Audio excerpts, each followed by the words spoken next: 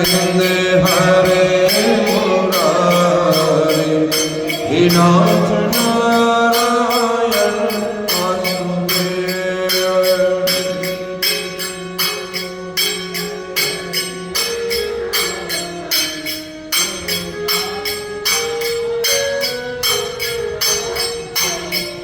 श्री राधा कृष्ण गोविंद हरे मुरारी हे नाथ नारायण वासुदेव।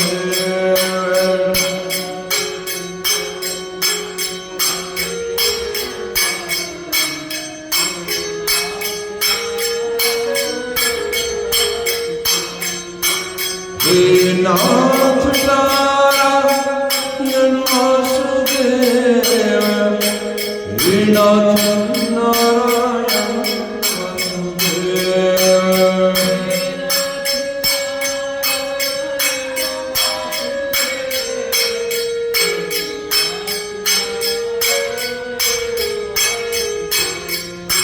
श्री कृष्ण गोविंद हरे मुरारी हे नाथ नारायण वासुदेव।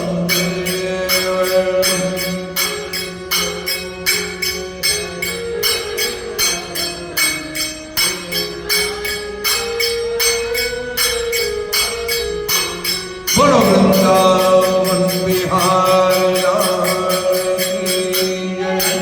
गजाननं गणाधिसेवितं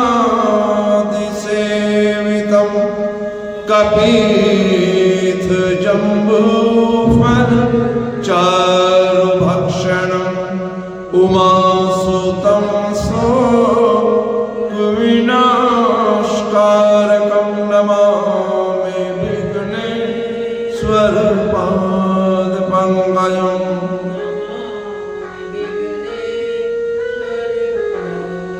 बोलो श्री गणेश जी महाराज की जय।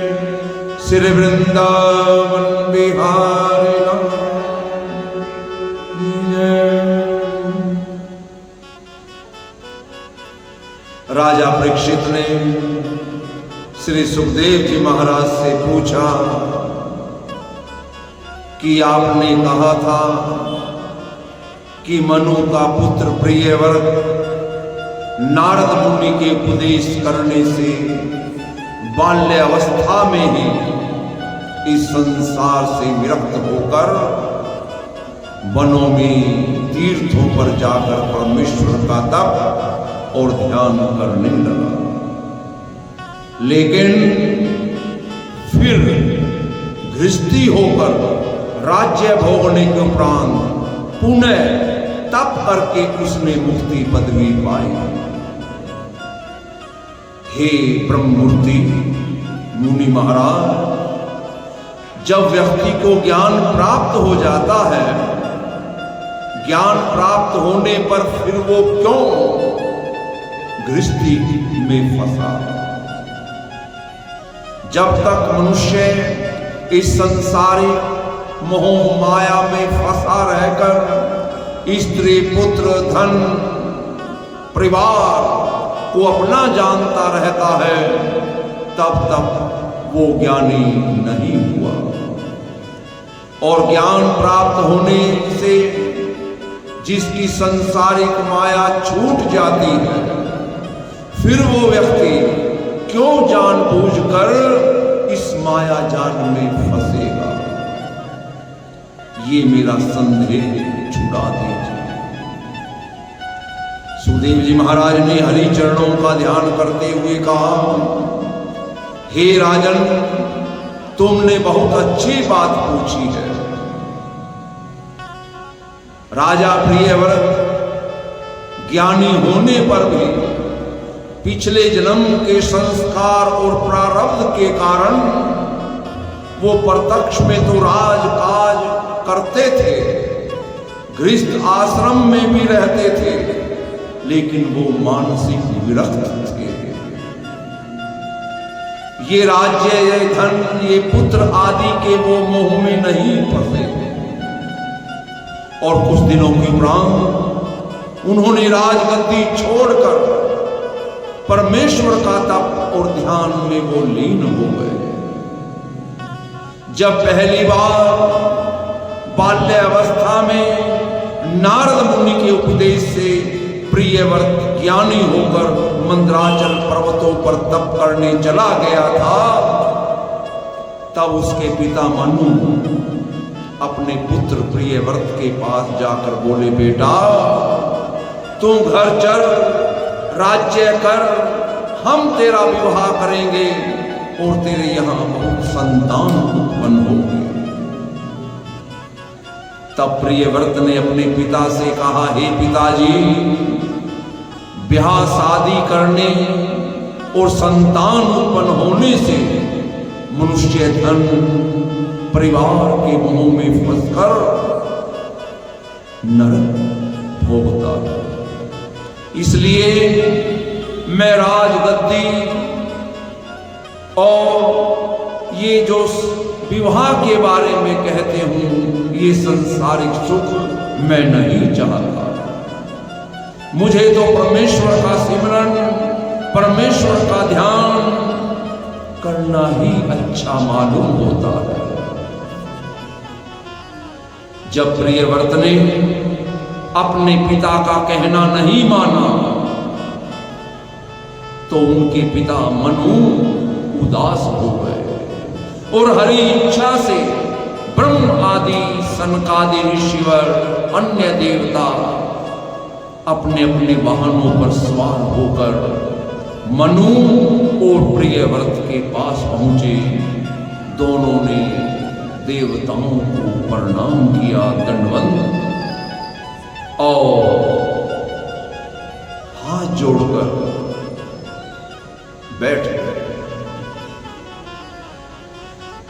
तब ब्रह्मा जी ने कहा, हे प्रियव्रत, तुम ब्याह और राजगद्दी पर बैठना क्यों अंगीकार नहीं कर रहे?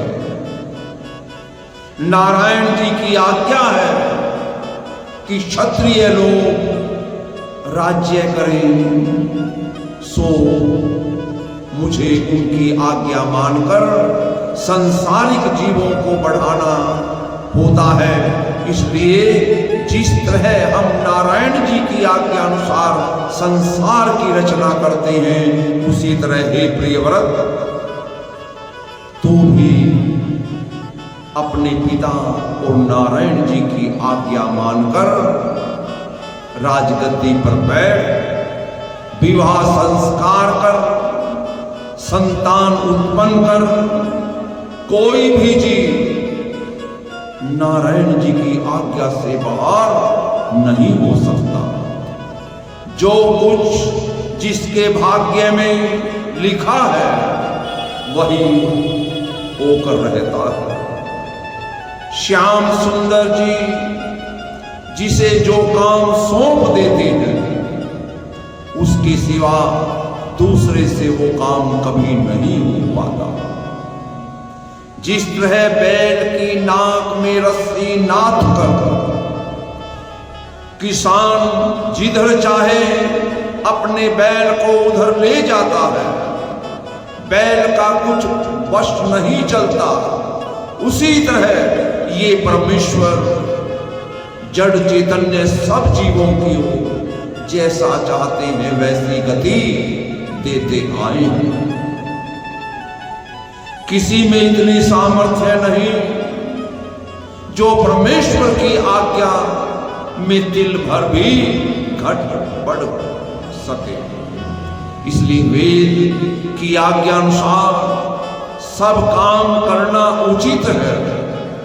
हे प्रियव्रत, गृहस्थ आश्रम करना कोई बुरा नहीं होता।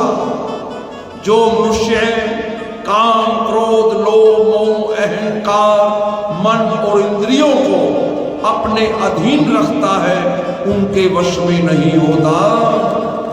वो व्यक्ति चाहे वन में रहे या गृहस्थी में, उसके लिए दोनों स्थान एक से हैं। जिसने अपने इन मन को वश में कर लिया, वही ज्ञानी है।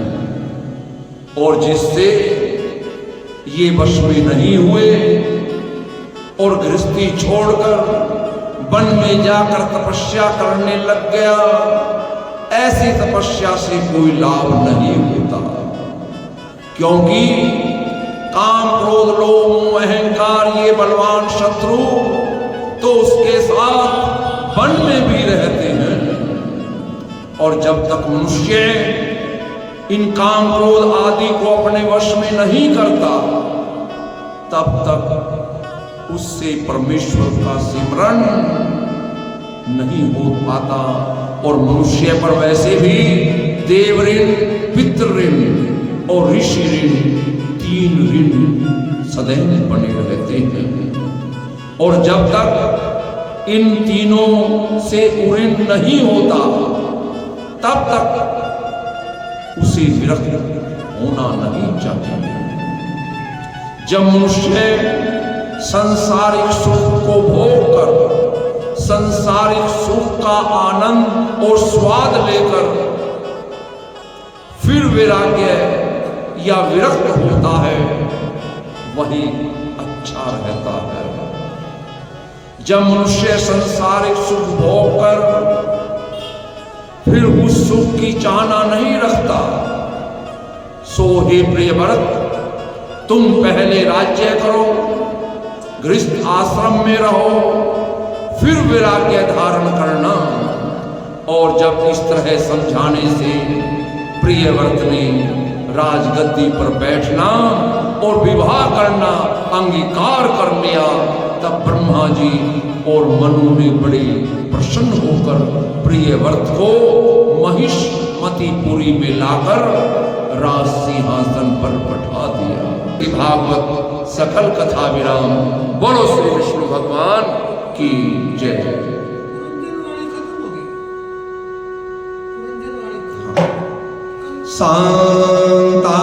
शांताकारं यक्षेणं पद्मनाभं सुरेशं विश्वाधारं गगनसदृशं मेवरं शुभांगं श्रीलक्ष्मी कान्तं कमलनयनं योगिभिर्ध्यान गम्यं वन्दे विष्णुभवभयहरं सर्वलोकैकनाथं कर्पूरगौरं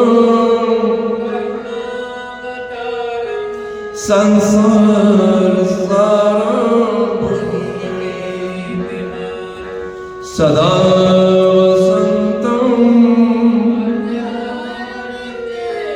भवं भवानी सहितं नमामि।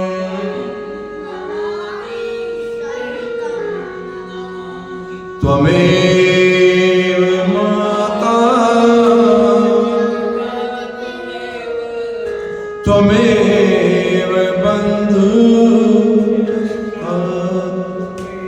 त्वमेव विद्या त्वमेव सर्वं मम देव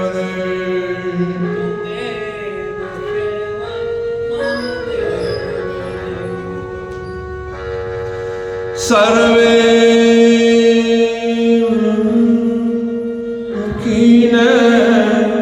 सर्वे सन्तु निरामया सर्वे भद्राणि पश्यन्तु मा कश्चित् दुःखभाग् भवेत्। धर्म की जय हो, धर्म का प्राणियों में विश्व का गौ हत्या सनातन धर्म की श्री सत्यनारायण स्वामी की हे माई सच्चिया देवचिया जोता वाली माँ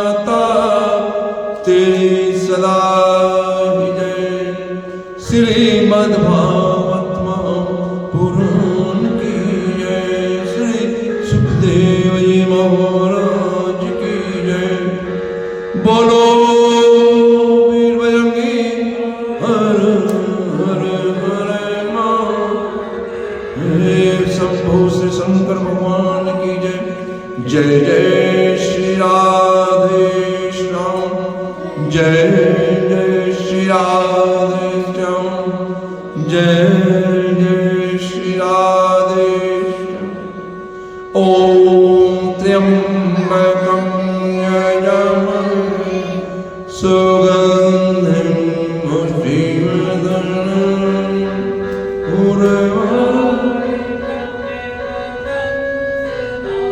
मृत्योर्मुक्षीयमामृतात्।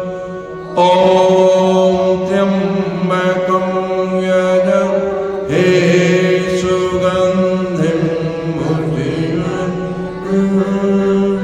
उर्वारुकमिव मृत्योर्मुक्षीयमामृतात्। ॐ त्र्यंबकं यजामहे सुगंधिं पुष्टिवर्धनम् उर्वारुकमिव मृत्योर्मुक्षीयमामृतात्। ओम शांति शांति शांति। जय जय